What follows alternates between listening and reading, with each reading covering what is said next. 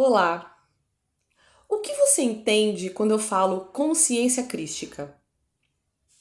E quando eu falo Cristo? E quando eu falo Jesus, o Cristo? O que você entende disso? Então eu vou te mostrar algumas coisas.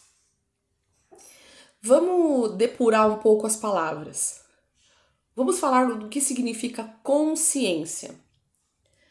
Consciência, sentimento ou conhecimento que permite ao ser humano vivenciar, experimentar ou compreender aspectos ou a totalidade de seu mundo interior.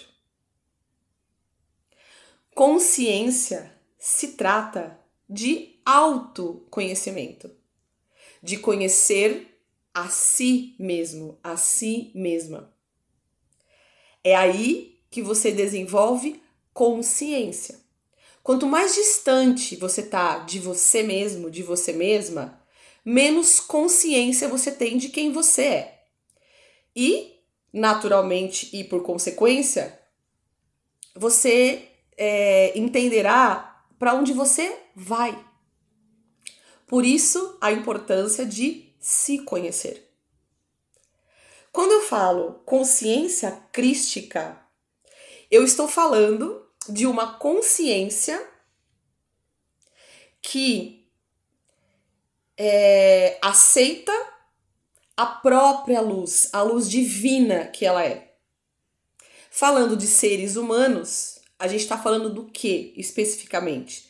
Estamos falando de sentimentos nobres, estamos falando de sentimentos divinos, elevados, sentimentos que nos elevam à consciência, que nos levam a ter comportamentos diferenciados dessa consciência atual.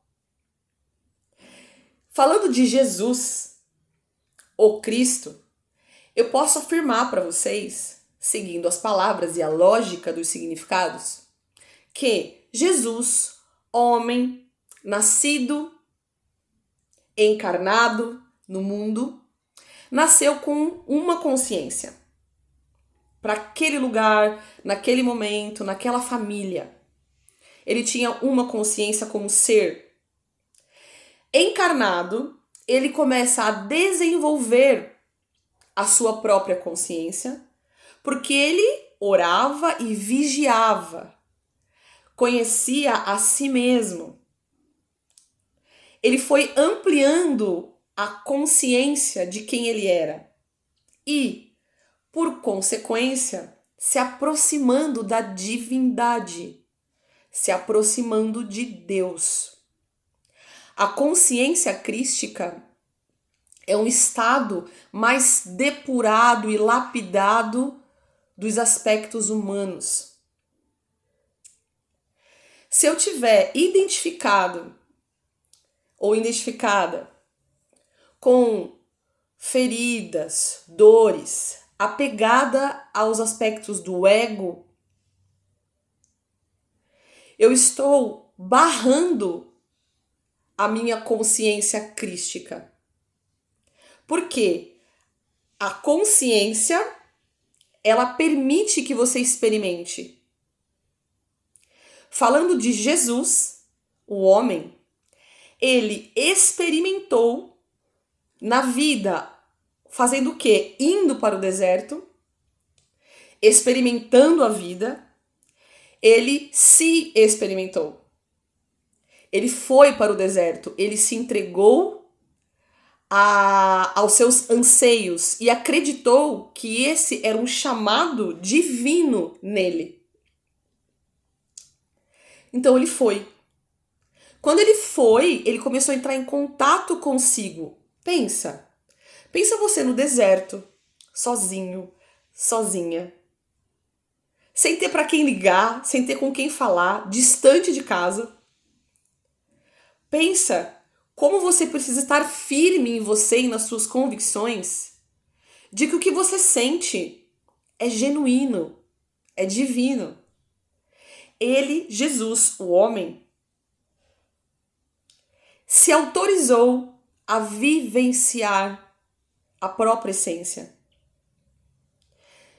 E quando a gente se joga, se joga não, quando a gente se entrega a experimentar, a gente está falando de fé.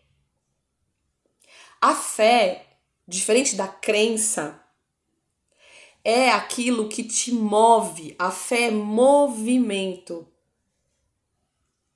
Não basta acreditar em algo, mas se movimentar pelo que se acredita. Isso é fé. Jesus veio ser esse exemplo de fé, porque ele acreditava nisso e ia contra tudo o que acontecia no mundo naquela época. Ia contra tudo o que se acreditava. Ia contra toda a crença daquele lugar, daquela região do mundo. Mas algo dentro dele disse para ele o que ele tinha que fazer. E ele se movimentou a partir disso. Fé. Chegando lá no deserto, imagina você sendo devorado pelo medo, pela ansiedade, porque ele era um homem. Então ele foi testado nesses lugares viscerais, das emoções. Então ele precisou entrar em contato com todo esse mundo mental, da criação mental, da ilusão.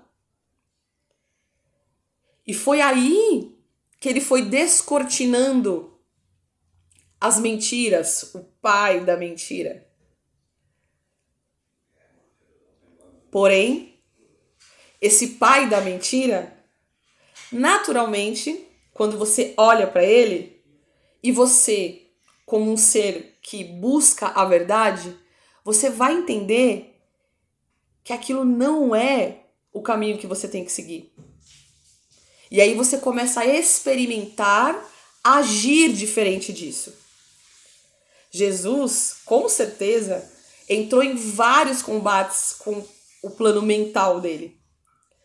Com tudo aquilo que ele teve que acabar, com aquelas crenças que limitavam ele. Assim como muitas que nos limitam também. Ele precisou encarar aquilo e entender que aquilo não era real, era uma crença. E que ele estava se movendo a partir daquilo que ele acreditava. E aquilo era fé. Ele entrou em contato com, se entregando dessa forma, ele ampliou a sua percepção do mundo. E ele começou a ver a realidade à sua volta. Claro que ele via a miséria, é claro que ele via os abusos, claro que ele via tudo isso. Mas não tinha mais como ele negar a divindade que ele experimentou vinda dele mesmo. Ele sentiu a solidariedade, ele sentiu... Um momentinho, pera um pouquinho. Ele sentiu a solidariedade, a fraternidade, a compaixão, o perdão, o amor. Isso são virtudes divinas. Só que nós, na nossa condição humana, a gente acaba vivendo as nossas distorções, que são feitas... Tá bom. Ele começa a seguir, a gente começa a viver pelo ego, que distorce o nosso ponto sublime de ser, que é Deus em nós, né? Então, o que eu quero dizer aqui para vocês é que a consciência crística é algo que você conquista, é algo que é um caminho que você constrói para alcançar. E Jesus é claro quando ele fala: eu sou o caminho e a verdade. Ele não fala que ele é o fim. Ele fala que ele é o caminho. Então, quando eu me afirmo e falo assim, eu sou cristã, eu preciso observar se eu estou caminhando como Cristo caminhou. Não é só caminhar com ele, porque Judas também caminhou com Cristo. Mas eu preciso caminhar como Cristo caminhou. Desprovida do meu ego. Desprovido do ego. Com o meu mental esclarecido, sabendo dividir o joio do trigo, do que é a vontade divina e a vontade mundana do ego. E ele fez a escolha dele. Ele escolheu pela verdade, que é única, que é a divina. Porque eu entendo que a gente fala assim, Aline, mas verdade depende do ponto de vista. Existem verdades que são absolutas. O amor, a compaixão, a fraternidade, não tem ponto de vista. É por si, é absoluto. Por que absoluto? Porque pode vir eras e eras e eras, e isso sempre será verdadeiro e divino. Nunca vai mudar. É absoluto. Isso é divino. Quando Jesus, o homem, escolhe enxergar a si mesmo e começa a trilhar o caminho para Deus em si, na sua divindade, ele afirma: eu sou o caminho e a verdade. Ele não falou que ele é o único que pode fazer isso. Não.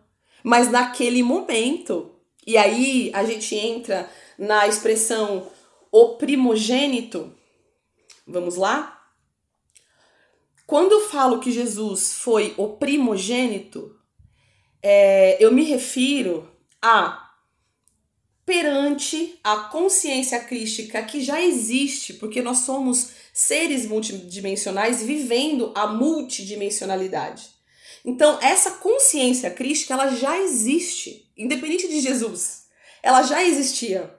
Acontece que ele, na Terra, foi o primeiro a alcançar esta consciência e a materializar a sua vida consciente dela. Ele viveu. Por isso, Jesus, o Cristo, aquele que alcançou a consciência crística. Ok? O Buda, a sua condição de luz, de centelha divina. Ele viveu Deus na Terra, o Pai. Naquela época, não se tinha essa noção de pai e mãe, masculino e femininos unidos. Isso não existia. Mas isso não significa que Jesus, o homem, não tinha compreendido isso. Porém, Jesus também diz: viva o teu tempo. Ele fala isso. Que nós, se nós vivermos a consciência crística, ele diz isso, vocês serão muito mais evoluídos que eu nessa terra, porque a gente vai ter condições melhores, nós temos uma tecnologia. Imagina se Jesus Cristo, naquela época, tivesse as condições materiais que a gente tem hoje. Se naquela época Jesus não tinha uma rede social, uma foto, um raio-x, nada que comprovasse a sua existência, ele não tinha onde fazer o marketing, ele não tinha como chamar a galera e fazer uma live, ele não tinha como atingir pessoas em casa, estando na casa dele, e atingir o mundo inteiro com a palavra. E mesmo assim, ele tá há 2000 anos sem uma foto. Sabe por quê? Porque ele viveu, ele fez, ele materializou o ser. Ele não documentou quem ele era. Ele é o próprio documento de Deus vivo na Terra. Ele é Deus na Terra. Porque ele desenvolveu a divindade dele na matéria. Aline, mas como ele fez isso? Com muita disciplina, disciplina, disciplina. Servindo a Deus. Discutido consigo mesmo. Vou dar um exemplo para você. Uma coisa boba. Se eu trabalho na consciência crística e eu sei que essa matéria, essa ferramenta, o corpo, é necessário para que eu viva, eu preciso cuidar dela. Essa é a prova.